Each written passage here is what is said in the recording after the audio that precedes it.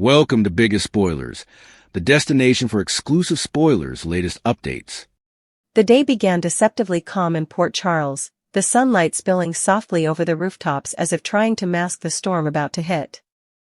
Inside Willow Tate's house, the air was thick with excitement, nerves, and tension, the perfect storm for chaos. Guests had started trickling in, their chatter filling the rooms with polite congratulations and faint anxiety. Flower arrangements were carefully placed, white satin ribbons fluttering with the occasional breeze from the open windows. Drew Kane was bustling, his sharp suit immaculate, his demeanor a perfect blend of charm and barely contained impatience. Today was supposed to be the day he finally married Willow, the day everything aligned. But Port Charles never allowed things to go according to plan. In a corner, Brooke Lynn Quartermaine clutched a small notepad, whispering rapidly to Harrison Chase. "Are you sure she wants this?" she asked, eyes darting toward Willow, who was adjusting her veil. "I mean, she's been hesitant before, and Drew doesn't exactly have a perfect track record." Chase's jaw tightened. "I don't trust him.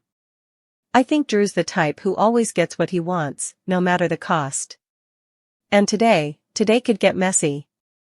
Meanwhile, outside the immediate wedding chaos, Curtis Ashford walked nervously into a quiet corner of the house, ultrasound photos pressed into his palm. Aunt Stella Henry hovered nearby, her eyes wide with initial delight, until she noticed the tension in Curtis' posture. "How many lives are you planning to destroy today, Curtis?" she hissed. Her words were sharp, venomous. "Do you really think showing these photos will make anyone happy?" Curtis swallowed, caught between loyalty and dread. Portia Robinson, already increasingly worried, paced the room elsewhere, anxiously rehearsing what she would say if the police came knocking. She had an alibi, but she knew Alexis Davis could push investigators to question her anyway.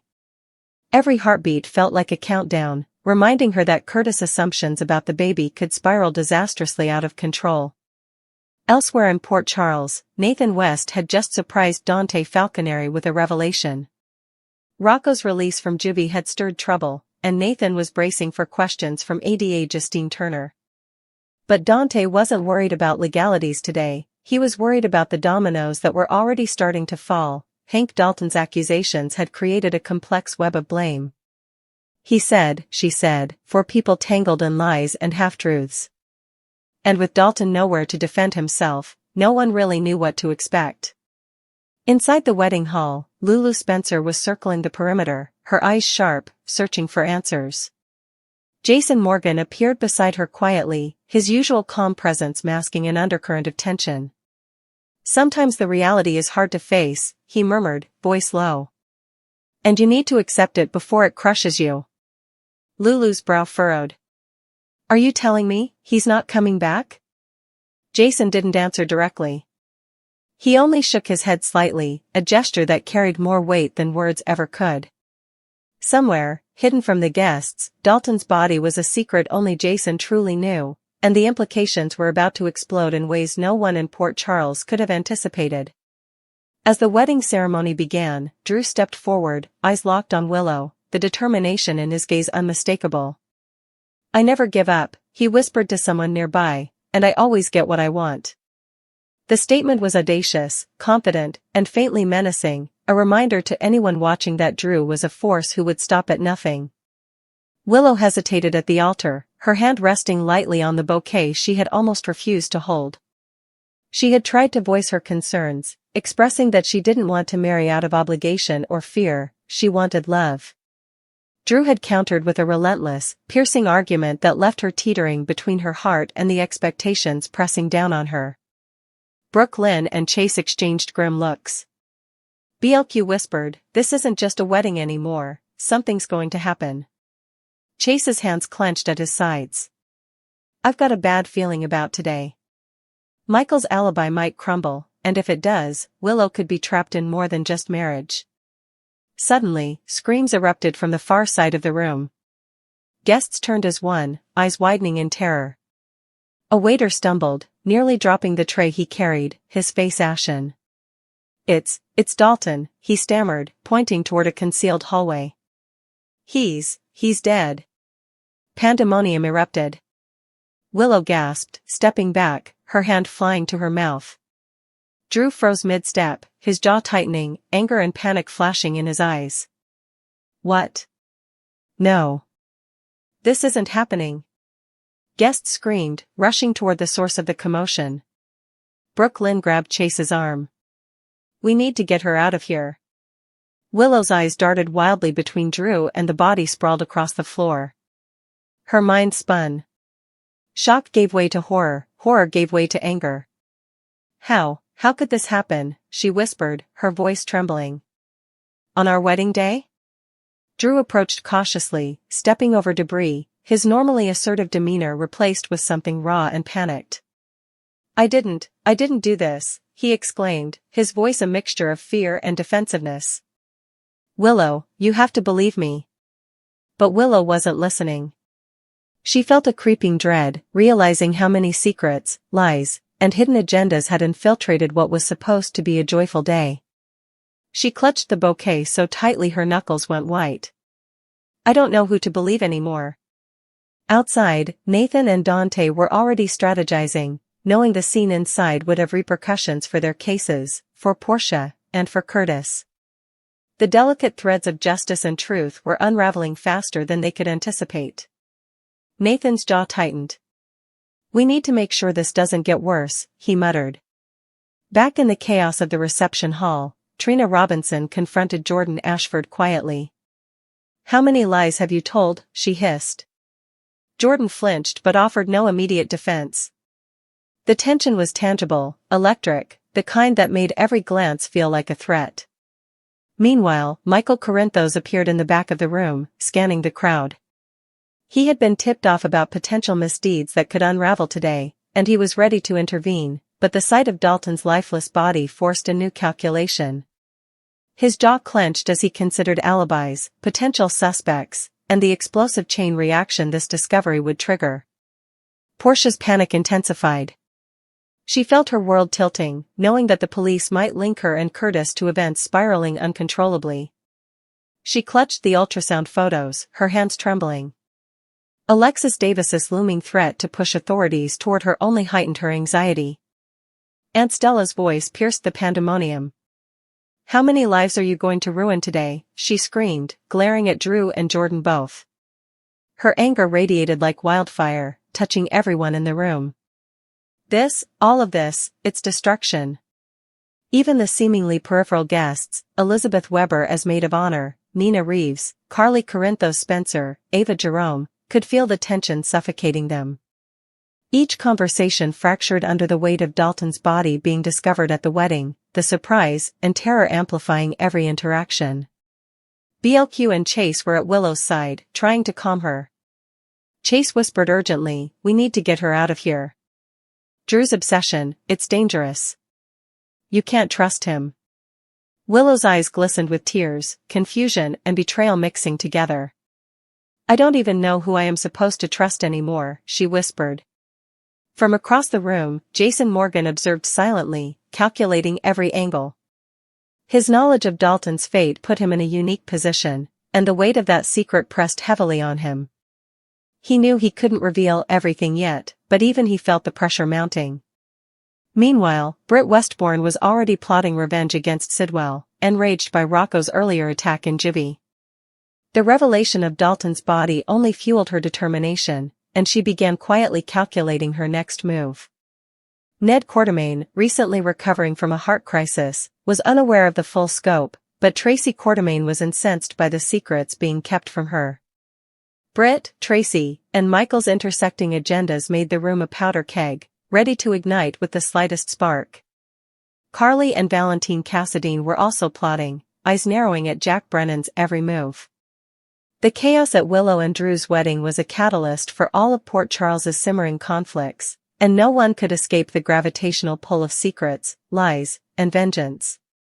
As police sirens sounded faintly in the distance, Willow stumbled toward Chase, her arm hooked in his. I can't do this, she whispered, voice shaking. I can't marry him, not today, not ever. Drew's voice cut through the room, sharp and angry. You promised me, he shouted. You can't just walk away. Willow turned, tears streaking her face. I never promised anything to someone who hides bodies at my wedding. Pandemonium reached a fever pitch. Guests screamed, pushing against one another. Some fainted. Cameras from the local press swiveled toward the unfolding drama. Dalton's body lay on the polished floor, a grim reminder of the consequences that always came with Port Charles's secrets. In the midst of the chaos, Michael and Jason exchanged a glance. No words were needed, the battle lines were drawn, and the fallout from Dalton's unexpected death at Willow and Drew's wedding would ripple through the town for weeks to come. And as Willow clutched Chase's arm, finally realizing the danger and deceit surrounding her, she whispered to herself, "This isn't over, and no one in Port Charles will get away with it." Willow Tate and Drew Kane Quartermain and some marriage chaos. As we always do on Early Edition Day, we're going to talk about what's coming the rest of this week and also dive into what's coming week. And of course, this is a short week because it's Thanksgiving. We're formally cooking at our house. You guys presumably are as well. Let's dive right into it. General Hospital spoilers drama unfolds on November 26th. On Wednesday, November 26th, we've Portia Robinson decreasingly upset. Now, she knows that the timepiece is ticking on figuring out if this is Curtis Ashford's baby or Dr. Isaiah Gannon's baby. Curtis walked out with the ultrasound, and he's under the supposition it's his sprat. She formerly knows this is dodgy and is real frenetic at Jordan Ashford about all this. She may also be questioned by the police soon, so we'll see if Alexis Davis pushes the police towards Portia to get that justification. Fortunately, she has one, but unfortunately, it's going to mess up her particular life. Nathan West surprises Dante Falconeri on Wednesday. Nathan formerly got Rocco Falceroni out of juvie, which got him into a little bit of trouble with ADA Justine Turner. Also, Dante tells Nathan that they're going to have to come up with an effective attestation, and this may be about Hank Dalton's allegations since he's not around to make any. It's he said, she said, he said, since there are like 4 people involved. Lulu wants answers on GH. Lulu Spencer is looking for answers, and I'm sure it's about Rocco and Dalton.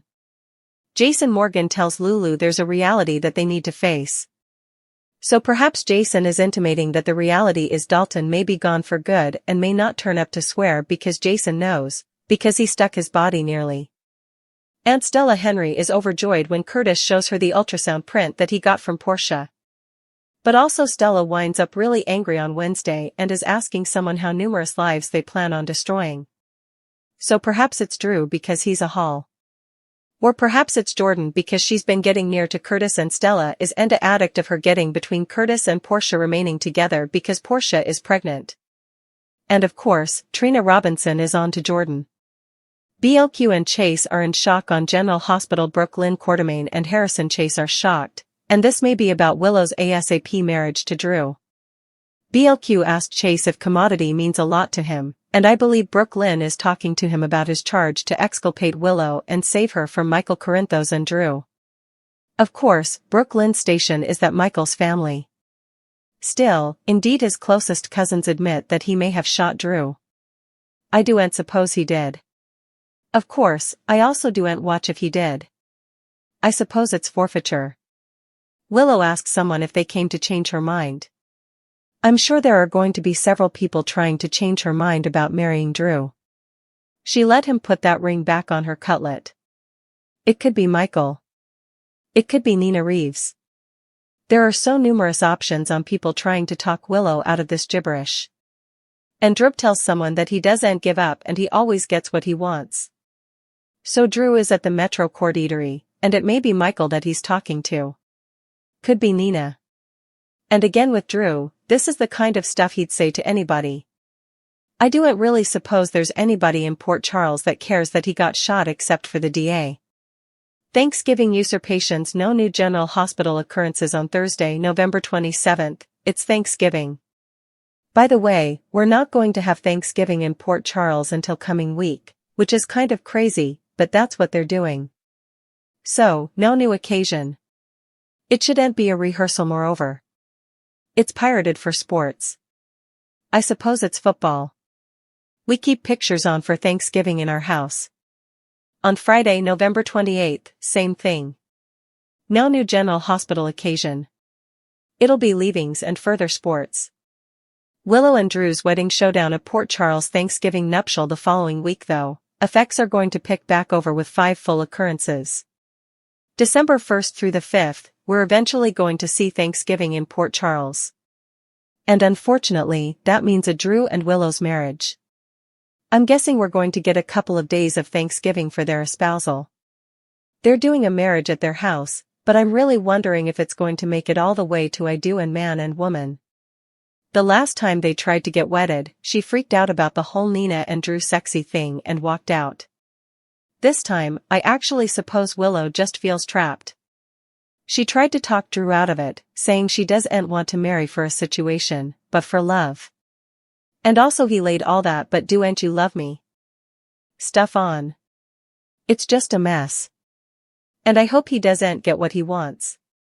Given that Chase thinks Drew is awful and wants to save Willow from him, too, I would anticipate Chase to amp up the sweats to break Michael's justification as soon as possible and expose that he and Jacinda prevaricated and tried to get the charges against Willow dropped so she doesn't have to go through with this marriage. Portia in the hot seat. This may also motivate Alexis to drop Portia's name to the Bobbies. To also try and stop the marriage because Alexis hates Drew and obviously she doesn't want him to get what he wants, which is Willow. Nina, Carly Corinthos Spencer, and Ava Jerome all have assignations to the redo Willow and Drew marriage, and I'm guessing Scout Kane will be on hand. Elizabeth Weber is invited as the maid of honor, and literally nothing but Drew wants this marriage to be. It's awful. It would be indeed more awful if Willow can't get out of this and actually marries that creep. So, coming week's action is going to be heavily centered on this marriage and breaking defenses and trying to do what they can to get Willow vindicated. I know suckers are also hoping Drew doesn't get what he wants. Port Charles powder keg bonding, betrayal, and revenge on the horizon. Brooke Lynn and Gio continue to bond. Brooke Lynn was absolutely shocked when Gio called her mama and they hugged at the sanitarium. It was this major advance, but unfortunately, it kind of came at the cost of Dante fully alienating Gio, and he's veritably worried about Rocco. The last time Dante got this worried at Gio about Rocco, Gio didn't earn it at all. Rocco and Danny Morgan were the bones. Who made the bad opinions before about the alcohol poisoning and all of that, and Gio was actually helping. This time, he kind of does earn some heat, but really Emma is eventually to condemn. But Dante's anticipation is that Gio is a good and responsible big family to Rocco, no matter that Gio doesn't want to be around Brooke Lynn or Dante. And that's fair, but I do suppose Brooke Lynn is going to try and attune Dante and Gio, make her stylish trouble. Tracy rages soon on General Hospital. Ned Quartermain should be out of the ICU soon, but his heart extremity may beget some moping problems. And Tracy Quartermain is going to be veritably worried that Brooke Lynn and other family kept this from her. Britt Westbourne is about to get busy conniving to destroy Sidwell.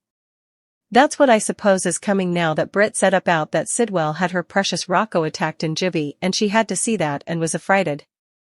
Effects are also about to go upwardly for Michael because Chase wouldn't stop and Jacinda Bracken did lie. She prevaricated to Michael about her justification being legal because she was away and she was with Ezra Boyle. Plus, Carly and Valentine Cassadine are going to amp up their conniving against Jack Brennan.